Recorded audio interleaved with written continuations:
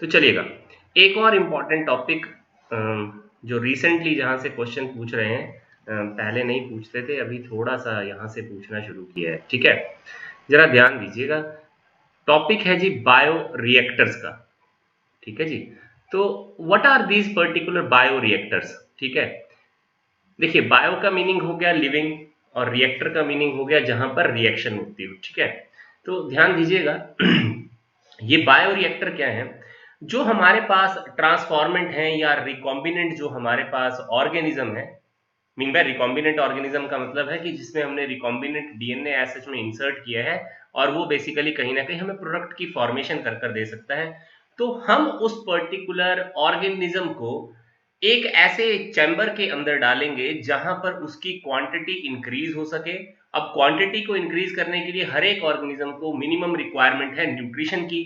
तो इसका मतलब है कि उस पर्टिकुलर ऑर्गेनिज्म को हम कहीं ना कहीं एक पर्टिकुलर मीडियम में इंसर्ट करेंगे, और उस मीडियम में आपके पास कुछ इस तरह से उस मीडियम को मैनेज करेंगे कि उसी के अंदर सारे के सारे न्यूट्रिएंट रिसोर्सेज, विटामिन, जो भी पर्टिकुलर उसके बायोमोलिक्यूल या माइक्रोमोलिक्यूल या बायोमैक्रोमोलिक्यूल की रिक्वायरमेंट होगी, उसको हम कंप्लीट करने की कोशिश करेंगे। एक ऑप्टिमल टेम्परेचर, एक ऑप्टिमल आपके पास पीएच उसको प्रोवाइड करने की कोशिश करेंगे, ताकि उसका नंबर हम लगातार इंक्रीज कर सकें। और जब नंबर इंक्रीज होगा तो जो आपके पास रिकॉम्बिनेंट डीएनए है उसका नंबर भी इंक्रीज होगा, तो जो डिजायरेबल आपका प्रोडक्ट है उसकी क्वांटिटी को आप इंक्रीज कर पाएंगे। तो ये इंपॉर्टेंट फंडामेंटल बायो रिएक्टर्स की वजह से हम करने की कोशिश करते हैं। तो देखिएगा, दो तरह के बायो रिएक्टर्स होते हैं। एक आपके पास स्टीयर्ड टाइप और दूसरे आपके पास स्पार्ज टाइप। ठीक है, स्पार्जर या स्पार्ज टाइप इनको बोला जाता है। तो जो मोस्ट कॉमन आज की डेट में यूज में है वो है हमारे पास ये स्टीयर्ड टाइप वाले। ठीक है, तो आपने ध्यान देना है कि स्टीयर्ड टाइप वाले जो है वो आपके पास मोस्ट कॉमन यूज में। अब जरा ध्यान दीजिएगा, यहाँ पर क्या है, ये ब्लैक लाइन में आपको जो ये पर्टिकुलर चैम्बर दिखाई पड़ रहा है, ये चैम्बर आपके पास स्टील का बना हुआ है। किसका बना हुआ है? स्टील का बना हुआ है। इस स्टील में हमने बेसिकली एक शाफ्ट इंसर्ट की है। ये आप बेसिकली देख पाए तो ये सेंटर में ये शाफ्ट है, और इस शाफ्ट के साथ ये ब्लेड्स लगे हुए हैं। तो तीन जगह पर आपके पास ये ब्लेड की पोजीशन है। ये भी एक स्पेसिफिक है कि क्यों इस तरह से यहाँ पर भी इनको पोजीशन मैंने यहाँ पर दिखाई हुई है, तो जरा अभी थोड़ी देर में देखेंगे। तो ये मोटर ड्रिवन है। ये शाफ्ट कैसी है? मोटर ड्रिवन है। यहाँ कोई मैनुअल वर्क नहीं होने वाला है कि हम अपने आप से स्टीयरिंग करेंगे। अपने आप से कोई स्टीयरिंग नहीं होने वाली है। ये सारा का सारा जो स्टीयरिंग है ये मोटर ड्रिवन होने वाली है। तो शाफ्ट है, शाफ्ट के साथ आपके पास में कनेक्टेड ब्लेड्स हैं। ये ब्लेड्स आपके पास बेसिकली मिक्सिंग का रोल प्ले करेंगे, और साथ साथ में जो फ्रॉथ होती है उस फ्रॉथ को डिसइंटीग्रेट करने का काम भी करेंगे। तो ये इंपॉर्टेंट अभी हम थोड़ी देर में देखेंगे कि ये किस तरह से होता है। ये एक चीज पता लग गई। दूसरी चीज क्या है, आप देखिए इस पर्टिकुलर जो चैम्बर है इसको मैंने 3/4 ही भरा हुआ है। देखिए यहां तक ही मैंने इसको बेसिकली ये सारा का सारा चैम्बर जो है ये यहां पर मीडियम से हमने क्या कर दिया, भर दिया है। तो मीडियम से भरा हमने 3/4 थी, 3/4 से ज्यादा नहीं भरेंगे, उसकी भी इंपॉर्टेंस है, उसको अभी देखते हैं क्यों। तो ये हमने मीडियम के अंदर वो सारे के सारे न्यूट्रिशनल एस्पेक्ट जो पर्टिकुलर कहीं ना कहीं उस ऑर्गेनिज्म की रिक्वायरमेंट है ताकि वो डिवाइड कर सके, तो वो सारे के सारे इंपॉर्टेंट फंडामेंटल्स हमने इसके अंदर मीडियम के अंदर इंसर्ट कर दिए। ठीक है जी। अब देखिएगा, इस पर्टिकुलर मीडियम का पीएच रेगुलेट करने के लिए हमने यहाँ पर एक पर्टिकुलर प्रोब इंसर्ट की है। ये आप अगर लाइन देख पाए तो ये पीएच प्रोब है। इस पीएच प्रोब की वजह से हमें पर्टिकुलर, जैसे थर्मामीटर होता है तो थर्मामीटर टेम्परेचर बता देता है, वैसे ही आपके पीएच प्रोब जो है इस पर्टिकुलर मीडियम का आपके पास पीएच हमें डिक्टेट कर बता देंगे। अब क्या है जी, जरा ध्यान दीजिए, यहाँ पर एक पीएच पोर्ट भी लगा हुआ। पीएच पोर्ट का एक मतलब सिंपल समझ लीजिए, यहां से हम बेसिकली किसी चीज को इंसर्ट कर सकते हैं। तो देखिए पीएच पोर्ट का काम क्या है, यहां से हम या तो एल्केलाइन सॉल्यूशन या तो हम बेसिक एसिडिक सॉल्यूशन इसके अंदर इंसर्ट कर सकते हैं। देखिए जैसे मान लीजिए इस पर्टिकुलर जो आपका मीडियम है इसका पीएच जो है वो एसिडिक हो जाता है, और आपकी रिक्वायरमेंट है बेसिक पीएच की। तो इसका मतलब ये हुआ कि एसिडिक वाले पीएच को हमें चेंज करना है मीडियम के बेसिक के अंदर, तो हम यहां से एल्केलाइन सॉल्यूशन की एंट्री करा सकते हैं। ठीक है। सेम फंडामेंटल दूसरा, अगर आपके पास ये मीडियम जो है ये एल्कलाइन हो गई और आपकी रिक्वायरमेंट जो है वो आपके पास एसिडिक है, तो यहां से आपके पास डाइल्यूट एसिड्स को हम इंसर्ट करा सकते हैं। तो पीएच पोर्ट बेसिकली आपके पास एल्कलाइन सॉल्यूशन और एसिडिक सॉल्यूशन की एंट्री के लिए बेसिकली आपका रोल प्ले कर देता है। तो ये भी एक इंपॉर्टेंट फंडामेंटल हमें ध्यान होनी चाहिए। फिर देखिएगा एक यहाँ पर थर्मामीटर हमने बेसिकली इंसर्ट किया हुआ है इस टीयर टाइप वाले में। ये थर्मामीटर बेसिकली हमें इस पर्टिकुलर मीडियम का टेम्परेचर हमें लगातार बताता रहेगा। अब जरा ध्यान दीजिएगा, ये सारा का सारा जो स्टील चैम्बर है, ये एक रेड कलर की जो लाइन आपको यहाँ पर दिख रही है, ये बेसिकली एक जैकेट है। इस जैकेट की खासियत क्या है, यहां से एक इनलेट है, ये आप अगर देख पाए तो एक आपके पास यहां पर आउटलेट है। ये वाटर जैकेट है। कैसी जैकेट है? वाटर जैकेट है। अब देखिएगा थर्मामीटर बेसिकली इस मीडियम का हमें टेम्परेचर लगातार बताता रहेगा। अब मान लीजिए टेम्परेचर ज्यादा हो जाता है, तो टेम्परेचर ज्यादा होने पर हमें उस टेम्परेचर को कम करना है, तो हम क्या करते हैं, इस पर्टिकुलर जैकेट में कहीं ना कहीं आपके पास कोल्ड वाटर की एंट्री कर सकते हैं। तो कोल्ड वाटर बेसिकली क्या कर जाएगा, आपके पास इस पर्टिकुलर मीडियम का टेम्परेचर कम कर देगा। अब मान लीजिए अगर टेम्परेचर कम हो गया और आपकी रिक्वायरमेंट है कि इस टेम्परेचर को बढ़ाना है, तो इसी पर्टिकुलर इनलेट से आप कहीं ना कहीं जैकेट के अंदर हॉट वाटर को इंसर्ट करेंगे ताकि इस पर्टिकुलर मीडियम का टेम्परेचर आप बढ़ा सकें। तो ध्यान दीजिएगा, जितने भी आपके पास रिकॉम्बिनेंट या ट्रांसफॉर्मेट ऑर्गेनिजम्स होते हैं, ये एक ऑप्टिमल टेम्परेचर और ऑप्टिमल पीएच पर ही कहीं ना कहीं डिवाइड करते हैं, और उसी पर्टिकुलर ऑप्टिमल टेम्परेचर और ऑप्टिमल पीएच पर कहीं ना कहीं जो मीडियम के अंदर न्यूट्रिएंट रिसोर्सेज आपने डाले होते हैं उनको कंज्यूम कर सकते हैं, और तभी जाकर आपका रिकॉम्बिनेंट जो डीएनए है या वो ऑर्गेनिज्म है उसके क्लोन्स आपको लगातार बनते हुए नजर आएंगे, और तभी जाकर इस मीडियम के अंदर, इसी मीडियम में आपके पास वो ऑर्गेनिज्म का नंबर जब बढ़ेगा, तो वो ऑर्गेनिज्म का नंबर बढ़ने पर जो उस ऑर्गेनिज्म के द्वारा जो प्रोडक्ट बनाया जाना है उसकी क्वांटिटी भी इस पर्टिकुलर मीडियम के अंदर लगातार आपके पास बढ़ती रहेगी। अब देखिएगा, कुछ एक पर्टिकुलर टाइम पीरियड के बाद जब हमें ऐसा लग जाए कि प्रोडक्ट बन चुका होगा, तो आप इस आउटलेट से उस पर्टिकुलर मीडियम को बाहर निकाल लेंगे। उस मीडियम के अंदर अब क्या क्या चीजें हो गई, मीडियम में आपके पास पर्टिकुलर वो ऑर्गेनिज्म भी है जिसका नंबर बढ़ चुका है, कुछ एक पर्टिकुलर न्यूट्रिएंट रिसोर्सेज भी हैं जो आपने वहां पर इंसर्ट किए थे, साथ ही साथ वो प्रोडक्ट भी है जिसकी रिक्वायरमेंट आपको थी, जिसका आप नंबर बढ़ाना चाहते थे। तो ये सारा का सारा फंडामेंटल यहां पर। और अब एक बात पे ध्यान दीजिएगा, क्या ध्यान देना है कि ये जो पर्टिकुलर स्टील का चैम्बर आपने जिसके अंदर कहीं ना कहीं मीडियम में आपने वो पर्टिकुलर ऑर्गेनिज्म इंसर्ट किया है, जिसकी क्वांटिटी आप बढ़ाने की कोशिश कर रहे हैं ताकि जो प्रोडक्ट की क्वांटिटी है आप बढ़ा सकें, तो ध्यान दीजिएगा, आपने इस मीडियम के अंदर थोड़ा सा अमाउंट का ही ट्रांसफॉर्मेट ऑर्गेनिज्म ऐड किया है। ध्यान दीजिएगा, थोड़ा सा ही ट्रांसफॉर्मेट ऑर्गेनिज्म ऐड किया है, और उस पर्टिकुलर एडिशन को हम कहते हैं इनोकुलम। तो इनोकुलम बेसिकली क्या होती है, smaller quantity of these particular recombinant organisms या transformants which are being added into a medium. तो सिंपल सी बात है, जैसे आपके पास जो दूध से जब कर्ड बनती है, मिल्क से जब कर्ड में कन्वर्ट होता है, तो आप क्या करते हैं, दूध को थोड़ा सा वार्म करते हैं, उसके अंदर 1 टीस्पून जो है आपके पास कर्ड इंसर्ट कर देते हैं। तो जो 1 टीस्पून आप कर्ड का इंसर्ट कर रहे हैं या डाल रहे हैं उस पर्टिकुलर मिल्क के अंदर, तो वो इनोकुलम है। उस इनोकुलम में क्या है, वो पर्टिकुलर आपके पास बैक्टीरिया जो कहीं ना कहीं मिल्क को कर्ड के अंदर अब लगातार उस पूरे वाले मिल्क को कर्ड में कन्वर्ट कर दे सकते हैं। तो आपने थोड़ी सी चीज ऐड ऑन की थी और उसको पर्टिकुलर एक ऐसा मीडियम या टेम्परेचर प्रोवाइड किया था जहां पर वो बैक्टीरिया डिवाइड कर सकता है। तो सेम फंडामेंटल यहां पर भी है कि इस मीडियम के अंदर हमने थोड़ा सा अमाउंट ऑफ ट्रांसफॉर्मेट ऑर्गेनिज्म ऐड किया हुआ है या रिकॉम्बिनेंट ऑर्गेनिज्म ऐड किया हुआ है। अब आपके पास होगा क्या, जरा देखिए, मीडियम के अंदर जब आपने डाल दिया तो इस मोटर को आप ऑन कर देंगे। तो मोटर जब ऑन होगी तो बेसिकली मिक्सिंग होगी। तो ये जो नीचे के 2 ब्लेड आपको दिखाई पड़ रहे हैं, ये 2 ब्लेड, इनका काम है मिक्सिंग करना उस मीडियम को बहुत अच्छे से, और मीडियम के साथ बेसिकली वो जो ऑर्गेनिज्म आपने डाला हुआ है जिसमें रिकॉम्बिनेंट डीएनए है उसकी अच्छी तरह से मिक्सिंग हो जाए। अब मिक्सिंग होगी तो एक तरह से क्या होगा, फ्रॉथ की अकोमुलेशन इस सरफेस पर होना शुरू हो जाएगी, होगी जी, बहुत आसानी से झाग इकट्ठा होना शुरू हो जाएगा ना सरफेस के ऊपर। तो उस झाग को लगातार रिमूव करने के लिए, फ्रॉथ को रिमूव करने के लिए, ये आपके पास थर्ड ब्लेड जो है, जो 3/4 चैम्बर जब आपने भरा था, तो उसकी खासियत ये है कि 3/4 चैम्बर जब आप भरेंगे तो थर्ड वाले ब्लेड जो होंगे वो सरफेस के ऊपर जो फ्रॉथ आपके पास जमा होती रहेगी उसको लगातार हटाते रहेंगे, ताकि कहीं ना कहीं एयर की पेनिट्रेशन लगातार उतनी हो सके जितनी उस पर्टिकुलर ऑर्गेनिज्म की रिक्वायरमेंट है, ताकि वो लगातार डिवाइड कर सके। तो ये एक इंपॉर्टेंट फंडामेंटल है, ये आपको पता होना चाहिए कि किस तरह से स्टीयर्ड टाइप के अंदर हमने क्वांटिटी ऑफ प्रोडक्ट को बढ़ाया। अब ध्यान दीजिएगा, जो प्रोडक्ट आपको मिला है वो जरूर मिला तो है, लेकिन वो अभी भी मीडियम के अंदर ही है, उसी पर्टिकुलर मीडियम के अंदर वो ऑर्गेनिज्म भी है जिस ऑर्गेनिज्म से हमने बेसिकली वो प्रोडक्ट तैयार किया हुआ है। तो ऐसा नहीं है कि मीडियम पूरी तरह से प्योरीफाइड हो चुका है, अभी तक ऐसा कोई चीज नहीं हुई है। तो लेकिन बायोरिएक्टर्स बेसिकली आपको कहीं ना कहीं उस ऑर्गेनिज्म का नंबर बढ़ाने में हेल्प कर रहे हैं, रिकॉम्बिनेंट जो आपके डीएनए है उसकी कॉपीज लगातार बनाने में हेल्प कर रहे हैं, प्रोडक्ट की क्वांटिटी लगातार बढ़ाने में हेल्प कर रहे हैं। तो ये एक इंपॉर्टेंट है, यहां से क्वेश्चन पूछी जाती है। चले, दूसरी आपके पास स्पार्जर टाइप की आती है। देखिए स्पार्जर टाइप और बेसिकली आपके पास स्टीयर टाइप में कोई बेसिक ज्यादा बड़ा अंतर नहीं है। यहां पर देखिएगा हमने एक पर्टिकुलर मोटर ड्रिवन के साथ आपके पास एक शाफ्ट अटैच थी, यहां पर शाफ्ट अटैच नहीं है, यहां पर आपके पास एक पर्टिकुलर स्पार्जर है। तो देखिएगा स्पार्जर जो है बेसिकली कुछ नहीं है, एक आपके पास पाइप है, उस पाइप की inside of this particular chamber जो है वो क्वाइलिंग हो गई है।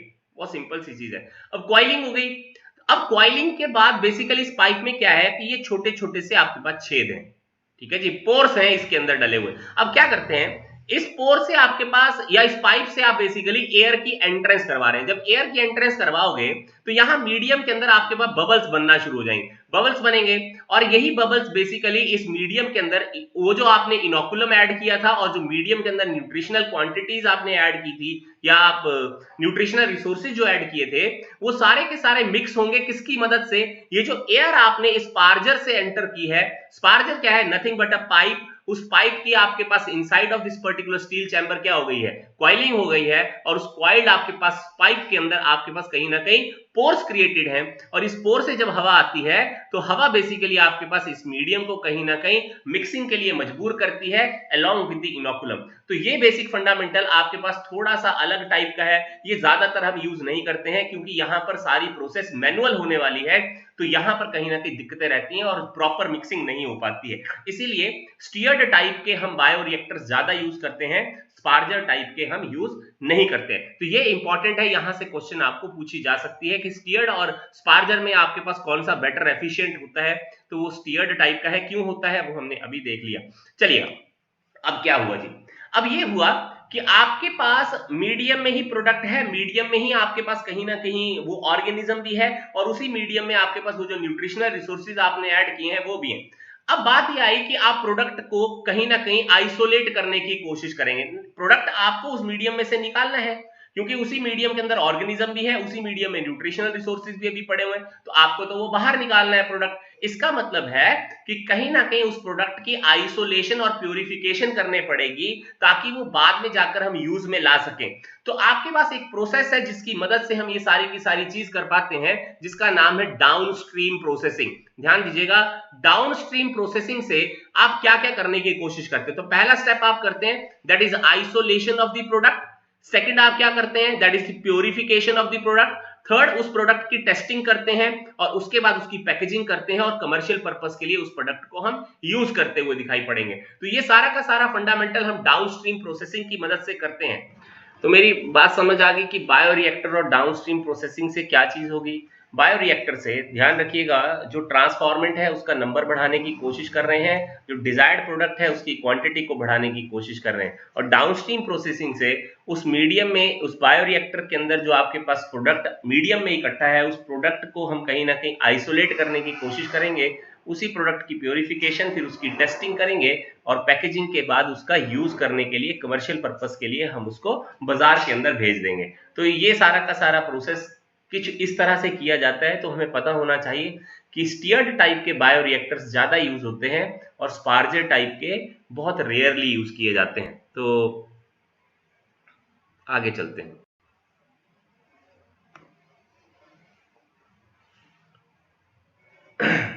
चलिएगा, तो अब हम एप्लीकेशंस को डील करेंगे कि बायोटेक्नोलॉजी को किस किस तरह से हम यूज कर सकते हैं। तो देखिएगा, सबसे पहला यूज जो हम देखने वाले हैं कि मेडिसिन में इस बायोटेक्नोलॉजी का हमारे पास क्या यूज आता है या क्या एप्लीकेशन आती है। ठीक है, तो मेडिसिनल पर्पस में बेसिकली हमारे पास ड्रग्स आएंगी, दवाइयां बनाने की कोशिश करेंगे हम, प्राइमरी रिक्वायरमेंट हमारी वही होती है। तो ज्यादातर हमारे पास जो कुछ एक डिजीजेज ऐसी हैं जो हेरिडिटरी हैं, उनको हम कहीं ना कहीं इस बायोटेक्नोलॉजी की मदद से कहीं ना कहीं क्योर करने की कोशिश कर रहे हैं। हो तो नहीं पा रहा है लेकिन फिर भी कोशिश है। जरा ध्यान दीजिएगा, मेडिसिनल पर्पस में जिस चीज को पहले हम देखेंगे वो है जेनेटिकली इंजीनियर्ड इंसुलिन। ठीक है जी, इसके ऊपर बहुत बार क्वेश्चन पूछा हुआ है, तो आपने ध्यान से पढ़ना है। ठीक है, जरा ध्यान दीजिए। हमें ये मालूम है कि इंसुलिन बनाने का काम जो है वो पेनक्रियास का है। ठीक है, और पेनक्रियास के अंदर आइलेट ऑफ लैंगरहैंस नाम के एक पर्टिकुलर आपके पास गुच्छों में सेल्स होते हैं। ठीक है, वो सेल में एक पर्टिकुलर सेल है जिसका नाम है बीटा सेल। तो beta cells of the islets of Langerhans basically able to synthesize an insulin which is an inactive form firstly। तो शुरुआत में जो बीटा सेल्स के द्वारा इंसुलिन बनती है वो आपके पास इनएक्टिव फॉर्म होती है, अभी तक वो एक्टिव फॉर्म नहीं हुई है, वो अभी तक इनएक्टिव फॉर्म है। ठीक है, अब देखिएगा उस इनएक्टिव फॉर्म ऑफ इंसुलिन को हम प्रो इंसुलिन के नाम से जानते हैं। अब प्रो इंसुलिन की खासियत क्या है जी? प्रो इंसुलिन की खासियत है ये 3 पॉलीपेप्टाइड चेन से बनी हुई है, ए, सी और बी। ठीक है जी, बहुत सिंपल। ये ए जो है ये आपके पास बी के साथ सी की मदद से आपके पास जुड़ी हुई होती है। ठीक है, तो सिंपल सी बात है, जो ए पॉलीपेप्टाइड चेन है उसमें 21 अमाइनो एसिड होते हैं और बी वाली पॉलीपेप्टाइड चेन में 30 अमाइनो एसिड होते हैं। जब प्रो इंसुलिन इंसुलिन में कन्वर्ट होती है तो उस दौरान में आपके पास ये सी पॉलीपेप्टाइड चेन जो है ये रिमूव हो जाती है और ए और बी पॉलीपेप्टाइड चेन के बीच में आपके पास डाइसल्फाइड लिंकेज जो है वो आपके पास बन जाती है। तो जब डाइसल्फाइड लिंकेज बन जाती है तो आपके पास प्रो इंसुलिन जो है वो इंसुलिन के अंदर आपकी कन्वर्ट हो जाती है।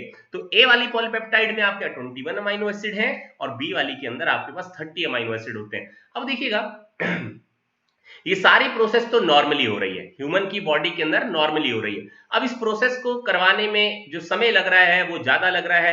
कई बार ऐसा भी हो सकता है कि बीटा सेल जो एज सच में आपकी बॉडी के अंदर है वो उतना एफिशिएंटली ना काम करें। तो अगर उतना एफिशिएंटली काम नहीं करेंगे उतनी अमाउंट ऑफ प्रो इंसुलिन नहीं बनेगी, उतनी अमाउंट ऑफ आपके पास प्रो इंसुलिन से इंसुलिन नहीं बनेगी।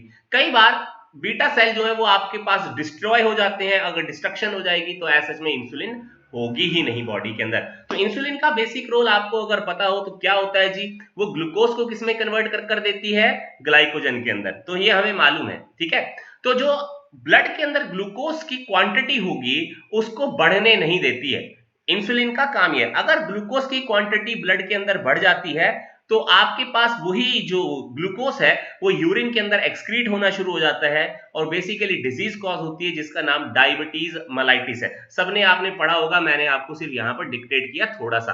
अब हमारी कोशिश क्या है कि हम किसी ना किसी तरह से इंसुलिन को बॉडी के बाहर भी बना सकें। बॉडी के बाहर हमें इंसुलिन को बनाना है। तो इंसुलिन को बनाने के लिए हम क्या करें उसको जरा देखते हैं। जरा ध्यान दीजिएगा, बहुत इंपॉर्टेंट कॉन्सेप्ट है यहाँ पर, क्योंकि ये आपकी बुक्स में थोड़ा सा गलत लिखा हुआ है, इसीलिए मैं आपको एक बहुत अच्छे इस डायग्राम से आपको समझाने की कोशिश करता हूं। जरा ध्यान दीजिए, हमारे साइंटिस्ट ने क्या किया, ए पॉलीपेप्टाइड चेन को बनाने वाला जीन डिस्कवर कर लिया। तो मान लीजिए ये ए पॉलीपेप्टाइड चेन को बनाने वाला जीन ए है, मान के चल रहे हैं। दूसरा, बी पॉलीपेप्टाइड को बनाने वाला जीन भी डिस्कवर कर लिया, मान लीजिए ये जीन बी है। अब ध्यान दीजिएगा, इंसुलिन बनाने वाला जो जीन उन्होंने डिस्कवर किया वो बीटा सेल में ही होगा। तो बीटा सेल ही क्योंकि इंसुलिन बना रहा है तो बीटा सेल के इनसाइड से ही वो पर्टिकुलर जीन उन्होंने एक्सट्रैक्ट आउट किया होगा। लेकिन ये जो जीन है ये यूक्रियोटिक जीन है, ह्यूमन की बॉडी में से निकाला है तो हम यूक्रियोट हो गए, एनिमल सेल है तो यूक्रियोटिक सेल है।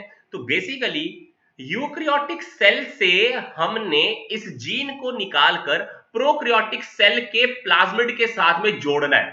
अब ये प्रॉब्लम हो गई जी, इस प्रॉब्लम को आपके पास नलीफाई करने के लिए साइंटिस्ट ने क्या किया, जरा ध्यान दीजिएगा। तो साइंटिस्ट बड़े तेज थे, उन्होंने क्या किया, आपके पास ये जो जीन है इस जीन को, जीन क्या है, डीएनए होता है, तो डीएनए से उन्होंने पहले एमआरएनए बनने दी, तो मैसेंजर आरएनए बन गया और इस मैसेंजर आरएनए को ट्रीट किया एक एंजाइम से जिसका नाम रिवर्स ट्रांसक्रिप्टेज है।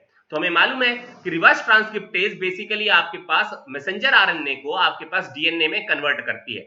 तो जो डीएनए यहां पर बना उसको हमने नाम दे दिया कॉम्प्लीमेंट्री डीएनए है या सीडीएनए डीएनए। अब आपका कहीं ना कहीं प्रोक्रियोटिक स्पीशीज का जो प्लाज्मिड है या डीएनए है, जो एक्स्ट्रा क्रोमोसोमल डीएनए था, उसके साथ में अब जोड़ी जा सकती है। तो देखिए बहुत सिंपल सी प्रोसेस थी, है ना। देखो क्या किया उन्होंने, कुछ नहीं किया, जीन एक्सट्रैक्ट आउट की बीटा सेल में से, जो आपके पास जीन ए और जीन बी को बनाती है। जीन ए से आपके पास पॉलीपेप्टाइड ए बना, जीन बी से पॉलीपेप्टाइड बी बना। दोनों जीन को आपके पास पहले ट्रांसक्राइब होने दिया, ट्रांसक्राइब होने के बाद उस एमआरएनए जो बना उसको रिवर्स ट्रांसक्रिप्टेज से ट्रीट कराया, कॉम्प्लीमेंट्री डीएनए बना। अब ये कॉम्प्लीमेंट्री डीएनए आप कहीं ना कहीं जोड़ सकते हैं प्लाज्मिड के साथ में।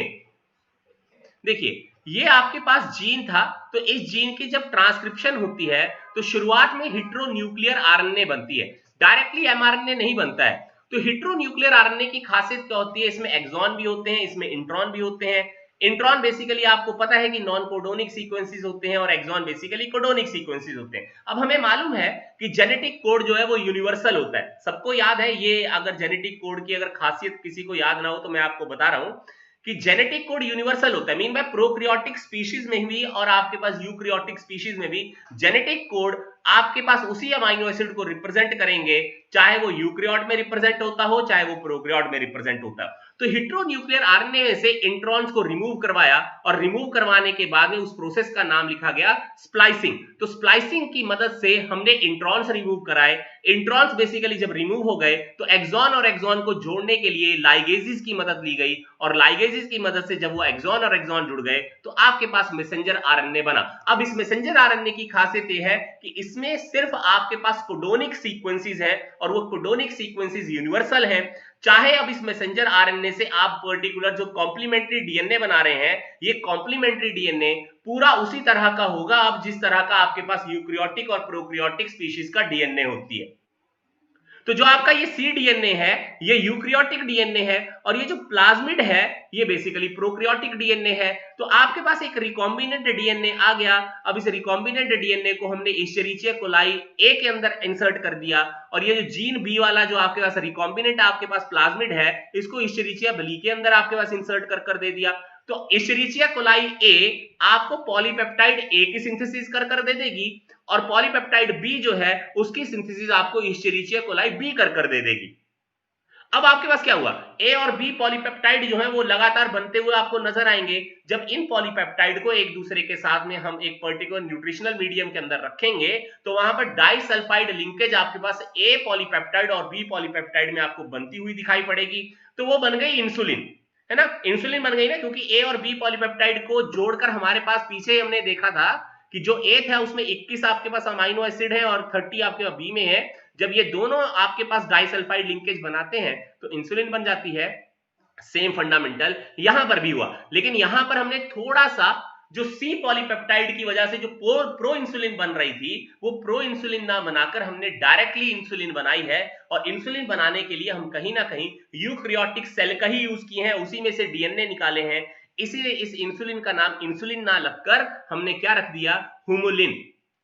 ह्यूमन इंसुलिन है ना ये बेसिकली, क्योंकि ह्यूमन का बीटा सेल जो है उसी में से जीन हमने ए और जीन और बी दोनों एक्सट्रैक्ट आउट किए, फिर एमआरएनए बनाया, एमआरएनए से कॉम्प्लीमेंट्री डीएनए बनाया, उसी कॉम्प्लीमेंट्री डीएनए को इश्चेरिचिया कोलाई के प्लाज्मिड के साथ में आपके पास जोड़ा और आपके पास रिकॉम्बिनेंट डीएनए जब बना तो इश्चेरिचिया कोलाई के अंदर उसको इंसर्ट किया, पॉलीपेप्टाइड ए बनी, पॉलीपेप्टाइड बी बनी, दोनों आपके पास एक सर्टेन न्यूट्रिशनल मीडियम के अंदर डाले गए जहां पर पॉलीपेप्टाइड ए और पॉलीपेप्टाइड बी के अंदर आपके पास डाइसल्फाइड लिंकेज बन गई। तो आपके पास एक इंसुलिन बन गई, वो ह्यूमन इंसुलिन है, इसीलिए उसका नाम हुमुलिन रखा गया। और इस हुमुलिन को बनाने के लिए एक कंपनी रिस्पॉन्सिबल थी जिसका नाम था एली लिली।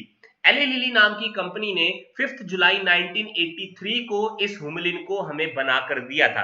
तो ये हमें पता होना चाहिए क्योंकि इसके बारे में भी क्वेश्चन पूछा गया है कि हुमुलिन जो है वो आपके पास क्या है, ये ह्यूमन इंसुलिन है that is being formed by a company that is Eli Lilly on 5th July 1983।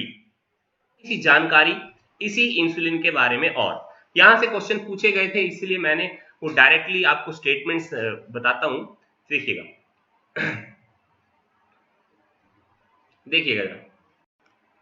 Bentinck और बेस्ट नाम के दो साइंटिस्ट थे, ध्यान दीजिएगा। बेंटिंग और बेस्ट नाम के दो साइंटिस्ट थे जिन्होंने डॉग के पेनक्रियास से हमें पहली बार इंसुलिन को आइसोलेट कर दिया था। ध्यान दीजिएगा, इंसुलिन की आइसोलेशन जो है वो डॉग के पेनक्रियास से बेंटिंग और बेस्ट ने हमें कर दी थी। ये क्वेश्चन पूछा गया है और ये रिसेंटली 2015 या 16 के पेपर के अंदर भी पूछा गया था। उसके बाद एक साइंटिस्ट और हैं जिनका नाम है फ्रेडरिक सेंगर। फ्रेडरिक सेंगर ने हमें अमाइनो एसिड सीक्वेंस जो है इंसुलिन की वो क्या है उसके बारे में हमें बताया था। तो ध्यान दीजिएगा, फ्रेडरिक सेंगर आपके पास अमाइनो एसिड सीक्वेंस के बारे में बताया जो इंसुलिन में प्रेजेंट होती है, और इंसुलिन को डॉग के पैनक्रियास से आइसोलेट करने का काम बेंटिंग और बेस्ट ने किया था। तीसरी जानकारी जो आपको याद होनी चाहिए, एक इंसुलिन और है जिसका नाम है हुमुलॉग। वर्ड पे ध्यान दीजिएगा, हुमुलॉग। तो हुमुलॉग जो है ये बेसिकली एक एनालोगस पार्ट है हुमुलिन नाम की इंसुलिन का। एनालोगस का मतलब हमें समझ आता है कि डिफरेंट आपके पास ओरिजिन है लेकिन सेम फंक्शनैलिटी है। इस हुमुलॉग की खासियत क्या है, ये ज्यादा एफिकेशियस आपके पास इंसुलिन है और इसकी शेल्फ लाइफ भी ज्यादा होती है एज कंपैरिजन टू ह्यूमुलिन। तो दो कंपनीज जो रिस्पॉन्सिबल है इस एनालॉग ऑफ द ह्यूमुलिन को बनाने के लिए, एक एली लिली और दूसरी आपके पास रैनबैक्सी। तो रैनबैक्सी और एली लिली का एक ज्वाइंट वेंचर था जिन्होंने एक एनालोगस पार्ट ऑफ इंसुलिन हमें बनाकर दिया जिसका नाम हुमुलॉग है। तो ये आपको इंसुलिन के बारे में इतनी जानकारी है तो मोर देन इनफ है। चलेगा। उसके बाद सेकंड एस्पेक्ट जो medicinal use of application of biotechnology का आता है वो है आपके पास मोनोक्लोनल एंटीबॉडीज। ध्यान दीजिए, इसी मोनोक्लोनल एंटीबॉडीज को हाइब्रिडोमा टेक्नोलॉजी के नाम से भी जाना जाता है। देखिए एक कहानी सुनिए, एक कहानी बहुत सिंपल सी है। देखिए, अगर मान लो स्नेक आपको बाइट कर जाए तो स्नेक बाइट करने पर आपको कौन सी इम्यूनिटी ज्यादा मददगार है। अगर हम ये सोचते रहें कि उस पर्टिकुलर स्नेक का पॉइजन हमारी बॉडी में एंटर किया जो एज एन एंटीजन है, हमारी बॉडी उसके अगेंस्ट में एंटीबॉडीज तैयार करेगी तो समय बहुत ज्यादा लग जाएगा और तब तक पेशेंट की डेथ हो जाएगी। तो ओवरकम करने का सिंपल यही तरीका था, जो प्रीफॉर्म्ड एंटीबॉडीज है उसको हम बाहर से डायरेक्टली उस ऑर्गेनिज्म की बॉडी के अंदर इंसर्ट कर दें जिसकी बॉडी में वो पॉइजन गया हुआ है। ठीक है, अब जरा ध्यान दीजिएगा यहां पर क्या किया जाता है। देखो हम यहां पर क्या करते हैं, हम हॉर्स का बहुत कॉमन यूज करते हैं। हॉर्स को क्या करते हैं, बेसिकली उसको बाइट करवाते हैं स्नेक से। ठीक है, तो स्नेक ने जब बेसिकली हॉर्स को बाइट कर लिया तो हॉर्स की बॉडी के अंदर पॉइजन जो है वो एंटर कर गया जी, एंटर कर गया, बहुत सिंपल सी बात है। तो घोड़ा तो मरेगा, ये तो पक्की बात है क्योंकि हम उसके अंदर प्रीफॉर्म्ड एंटीबॉडीज कोई नहीं डालने वाले हैं। ठीक है, लेकिन खासियत क्या है, जब घोड़े को बेसिकली उस स्नेक ने इंजेक्ट कर दिया वो पॉइजन, तो उस पॉइजन को एज एन एंटीजन तो कहीं ना कहीं घोड़े की बॉडी भी ट्रीट करने वाली है और उसके अगेंस्ट में कहीं ना कहीं एंटीबॉडीज तैयार होंगी उसी घोड़े के शरीर के अंदर। तो हॉर्स की बॉडी के अंदर एंटीबॉडीज आपको बनती हुई नजर आएंगी। अब हम क्या करते हैं, बहुत कॉमनली उस हॉर्स का जो ब्लड है वो एक्सट्रैक्ट आउट कर लेते हैं और उस पर्टिकुलर ब्लड को सेंट्रीफ्यूज कर कर उससे हम सीरम एक्सट्रैक्ट आउट कर लेते हैं और उस सीरम में हमें पता है कि एंटीबॉडीज होती हैं। अब एक प्रॉब्लम है, हमें मिल तो गई एंटीबॉडीज, अब आपके पास वो सीरम जो है या एंटीबॉडीज जो है उसको हम कहीं ना कहीं एज एन प्रीफॉर्म्ड एंटीबॉडीज कहीं ना कहीं दूसरे ऑर्गेनिज्म जिसको सांप ने काटा हो उसकी बॉडी के अंदर इंसर्ट कर सकते हो या नहीं कर सकते हो। देखिए हॉर्स एक ऑर्गेनिज्म है, क्या उसकी बॉडी में सिर्फ स्नेक का ही पॉइजन एज एन एंटीजन है, क्या कोई और ऑर्गेनिज्म उसकी बॉडी में नहीं है? किसी और ऑर्गेनिज्म का भी तो इन्फेक्शन हो सकता है। नेचर के अंदर कितने सारे माइक्रोब्स हैं तो वो भी उसकी बॉडी में एंटर तो करते होंगे। मतलब है कि घोड़े के सिरम के अंदर आपके पास जो एंटीबॉडीज होंगी वो पॉइजन के अलावा भी हो सकती हैं, हो सकती हैं जी। अब अगर घोड़े के पर्टिकुलर सीरम में एंटीबॉडीज उस स्नेक वेनम के अलावा भी हैं, अगर वही आपके पास पर्टिकुलर सीरम जो है वो कहीं ना कहीं ह्यूमन की बॉडी में आप इंजेक्ट कर रहे हो तो एक प्रॉब्लम क्रिएट कर रहे हो। प्रॉब्लम क्या क्रिएट कर रहे हो, आपकी कोशिश ये थी कि स्नेक के पॉइजन के अगेंस्ट में आप एंटीबॉडीज डालने की कोशिश कर रहे थे बाहर से, लेकिन आपने एंटीबॉडीज कुछ कौन से वाली भी डाल दी जिस पर्टिकुलर ऑर्गेनिज्म के बारे में आपको जानकारी नहीं है और घोड़े को उसकी वजह से इंफेक्शन हो चुका है। तब जाकर आपकी बॉडी ये हो सकता है जो अदर एंटीबॉडीज हैं उसको एज एन एंटीजन ट्रीट करना शुरू कर दें, हो सकती है। देखिए हमारे साइंटिस्ट बड़े चालाक है ना, तो उनको समझ तो ये थी कि कहीं ना कहीं आपके पास हमें एंटीबॉडीज की तो जरूरत है। स्नेक वेनम जो है उसके अगेंस्ट में एंटीटॉक्सिन तो हमें चाहिए, क्योंकि स्नेक के वेनम के लिए अगर हम ये कोशिश सोचते रहे कि एक्टिव इम्यूनिटी पार्टिसिपेट करेगी तो ऐसा नहीं हो पाएगा। तो उसी वजह से बायोटेक्नोलॉजी की मदद से मोनोक्लोनल एंटीबॉडी या हाइब्रिडोमा टेक्नोलॉजी आपके पास नजर आती है। जरा ध्यान दीजिएगा, हमें ये मालूम है जो लिम्फोसाइट होते हैं वो लिम्फोसाइट बेसिकली आपके पास कहीं ना कहीं एंटीबॉडीज की फॉर्मेशन कर देते हैं, सबको पता है जी। अब यहां पर हम एक लिम्फोसाइट का यूज करने वाले हैं, जरा ध्यान दीजिए। अब इस लिम्फोसाइट को हम एक स्पेसिफिक एंटीजन से ही सेंसिटाइज करने वाले हैं। जैसे यहां पर हमारे पास स्नेक का पॉइजन है, तो स्नेक के पॉइजन से हम बी लिम्फोसाइट को सेंसिटाइज करेंगे, और कोई एंटीजन नहीं है ना। अब दूसरी बात, सेकंड हम एक और सेल का यूज करने वाले हैं जिनका नाम है माइलोमा सेल, MYE होगा यहाँ पे, MYELELOMA, माइलोमा सेल। ये माइलोमा सेल एक कैंसरस सेल है जो आपके पास बोन मैरो के अंदर प्रेजेंट होते हैं, ठीक है जी। अब इन बोन मैरो के अंदर पड़े हुए इन माइलोमा सेल की खासियत क्या है, ये अनकंट्रोल्ड माइटोसिस शो करते हैं और बॉडी के बाहर भी डिवाइड करने की कैपेबिलिटी रखते हैं। मीन बाय लेबोरेटरी कंडीशन के अंदर भी ये डिवाइड कर सकते हैं। तो किया क्या साइंटिस्ट ने, ये जो सेंसिटाइज्ड लिम्फोसाइट था और ये जो माइलोमा सेल थे इनकी फ्यूजन करवा the under the laboratory condition, इन दोनों की फ्यूजन करवा दी और फ्यूजन करने के बाद एक सेल बना। इस सेल का नाम हाइब्रिडोमा रखा गया। अब इस हाइब्रिडोमा की खासियत क्या हो गई, खासियत है माइलोमा सेल की जो खासियत है और जो लिम्फोसाइट की खासियत है वो दोनों खासियत इस हाइब्रिडोमा सेल में आ जाएगी। हाइब्रिडोमा में कौन कौन सी खासियत हुई, ये डिवाइड कर सकता है अनकंट्रोल्ड वे के अंदर, बॉडी के बाहर भी डिवाइड कर सकता है, और इस हाइब्रिडोमा में आपके पास जो लिम्फोसाइट थे जो सेंसिटाइज हमने एक पर्टिकुलर एंटीजन से किए हुए थे वो भी इस पर्टिकुलरली हाइब्रिडोमा सेल की एक खासियत है। अब देखो, हाइब्रिडोमा सेल एक सोमैटिक सेल है क्योंकि आपका लिम्फोसाइट और माइलोमा सेल भी सोमैटिक सेल है। इसका मतलब ये हाइब्रिडोमा सेल भी आपके पास माइटोटिक डिवीजन शो करेगा और माइटोटिक डिवीजन शो करने के बाद इसी तरह के बहुत सारे सेल आपको नजर या बनते हुए नजर आएंगे। तो हमें मालूम है जब एक ही तरह के सेल आपको बनते हुए नजर आते हैं तो उनको हम क्लोन्स कहते हैं, और ये सारे के सारे जो सेल हैं एक ही पर्टिकुलर टाइप के सेल से बने जिसका नाम हाइब्रिडोमा रखा, इसीलिए इन सभी क्लोन्स को मोनोक्लोन्स कहा जाता है। अब इन सभी के सभी सेल की खासियत क्या है, ये एंटीबॉडीज आपको बनाकर दे सकते हैं इस पर्टिकुलर सेंसिटाइज्ड एंटीजन के अगेंस्ट में। तो इस पर्टिकुलर आप एंटीबॉडीज को मोनोक्लोनल एंटीबॉडीज कहते हैं क्योंकि ये मोनोक्लोन से तैयार होती है। इसीलिए इस पर्टिकुलर टेक्निक को या एप्लीकेशन को हम मोनोक्लोनल एंटीबॉडी या हाइब्रिडोमा टेक्नोलॉजी के नाम से जानते हैं।